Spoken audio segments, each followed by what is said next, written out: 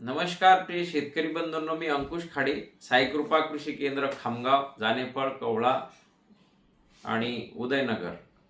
तर या फवारणी सोयाबीनची पहिली फवारणी, या फवारणीमध्ये आपण काय घ्यायला पाहिजे त्या संदर्भात या व्हिडिओच्या माध्यमातून आपण माहिती घेणार आहोत। तर पहिले फवारणीमध्ये चक्री भुंगा सर्वात महत्त्वाचा विषय आहे। सोयाबीनवर चक्री भुंगा आणि खोड माशी याचा प्रादुर्भाव हे सुरुवातीला 15 दिवसात व्हायला सुरुवात होते। तर चक्री भुंगा हा एक लागलेलं सोयाबीनला ग्रहण आहे। ते कसं आहे, कारण सुरुवात होऊन जाते ती 15 दिवसात। ही चक्री भुंग्याची जी मादी असते ती पानावर अंडी घालते आणि पानावर अंडी घातल्यानंतर त्या अंडीतून आळी तयार होते आणि एक शेंड्याच्या माध्यमातून किंवा बाजूनं ब्रँचेस फांद्याच्या माध्यमातून याला एक कव्हर करते गोलाकार, आणि गोलाकार कव्हर केल्यानंतर त्या छिद्रातून अळी जी असते ती अळी पूर्ण झाडच्या झाड खोडच्या खोड पोखरून टाकते। म्हणजे झायलम आणि फ्लोएम अन्न वहन करणाऱ्या ज्या झाडाच्या स्पेशीज आहेत त्या पूर्ण ते खाऊन टाकते।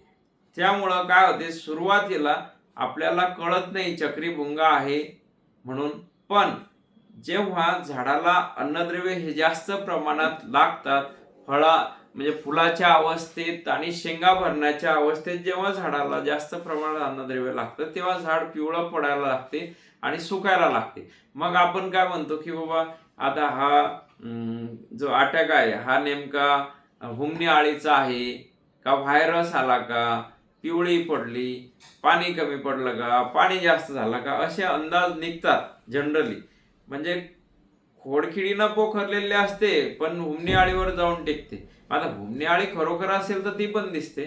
मग याचं नियंत्रणासाठी आपण पहिली फवारणी घ्यायला पाहिजे। मग पहिल्या फवारणीत काय घ्यायला पाहिजे, इथिऑन प्लस सायपर हेच लेबल क्लेम आहे खोडकिडीसाठी, चक्री भुंग्यासाठी।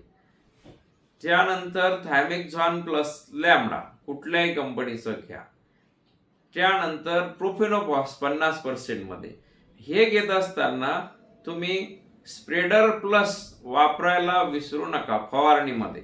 स्प्रेडर प्लस कंपल्सरी, कारण काय होते पूर्ण झाडामध्ये जे हे राहतात पेस्टिसाइड हे स्प्रेडिंग करायला मदत होते, स्प्रेडिंगही होतात, म्हणून आपण स्प्रेडर प्लस वापरायला पाहिजे। विशेष म्हणजे हरितक्रांती ॲग्रोटेकचे घेतले तर फार चांगलं, त्याची क्वालिटी चांगली आहे, आपण बऱ्याच शेतकऱ्यांना दिलेलं आहे। मग हे स्प्रेडर प्लस प्लस आपण इन्सेक्टिसाइड पाहिला। आता राहिलं बुरशीनाशक, तर बुरशीनाशक मध्ये पहिल्या फवारणीत जी बुरशी आहे ती मुळावर काम करणारी बुरशी आपण घ्यायला पाहिजे।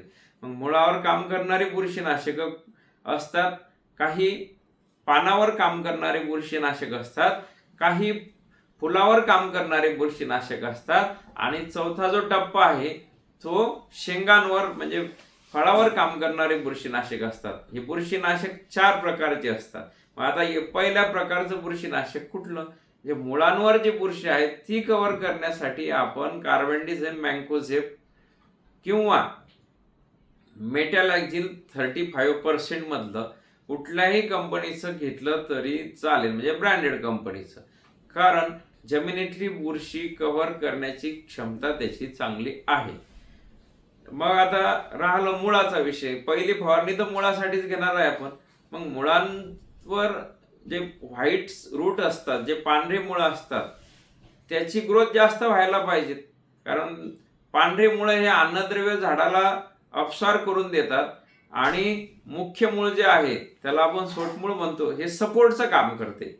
हे सपोर्टचं काम करते म्हणजे फायबरस रूट सिस्टीम जे आहे काय करते, अन्नद्रव्य सप्लाय करते, आणि जे सोटमूळ आहे ते सपोर्ट करते झाडाला। मग हे मुळं वाढण्यासाठी आपण शक्य झालं तर हरितक्रांती ॲग्रोटेक या कंपनीचे रूट किंग किंवा हरित ग्रोथ प्लस हे घ्यायला पाहिजे, कारण याचा रिझल्ट हा शेतकऱ्यांनी सांगितलेला उत्कृष्ट रिझल्ट शेतकऱ्यांना मिळालेले आहे, आणि मुळं पण खूप स्ट्रॉंग झालेले आहे। अक्षरशः म्हणजे झाडाला उपटायचं म्हटलं तर सगळा गुच्छ मुळांचाच राहतो. एवढे चांगले रिझल्ट आपल्याला हरितक्रांती ॲग्रोटेकचे रूटकिंग किंवा हरित ग्रोथ प्लसचे आलेले आहेत. असे शेतकऱ्यांचा अनुभव आहे. मग हे आपण घ्यायला पाहिजे. तर आपण पाहिलं पहिल्या फवारणीत कीटकनाशक सुद्धा पाहिलं, बुरशीनाशक पाहिलं, स्प्रेडर प्लस पाहिलं आणि मुळांच्या वाढीचं पाहिलं. शेतकरी बंधूंनी झाली पहिली फवारणी. आता आपण दुसऱ्या व्हिडिओ क्लिपमध्ये दुसऱ्या फवारणीचं नियोजन बघूया. धन्यवाद.